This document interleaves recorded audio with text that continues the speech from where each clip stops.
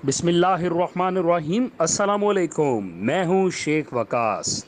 नाजरीन, आपको यहाँ पे एक और अपडेट देता चलूँ बेनज़ीर इनकम सपोर्ट प्रोग्राम के हवाले से।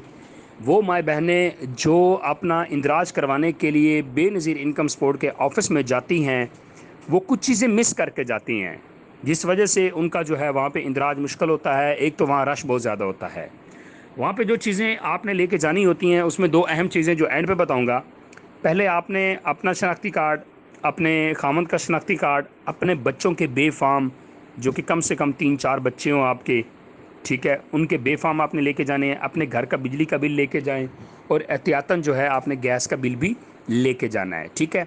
इन चीज़ों के साथ साथ जो अहम चीज़ आपने वहाँ पे देनी है ना, आपने अपना दुरुस्त और मौजूदा मोबाइल नंबर जो है वो फ्राहम करना है आपने, ताकि आपको उस नंबर पे जो है इतला दी जा सके। बाज़ गरीब लोग ऐसे होते हैं जिनके पास ना अपना मोबाइल नहीं होता, वो किसी का मोबाइल नंबर दे देते हैं और उस मोबाइल नंबर पे मैसेज आता होता है कि आपको इस प्रोग्राम के लिए रजिस्टर्ड कर दिया गया है, आप इस तारीख को जाके पैसे वसूल कर सकते हैं। और वो आपको ना बताए तो फिर आप किस पे इन्हिसार करेंगे।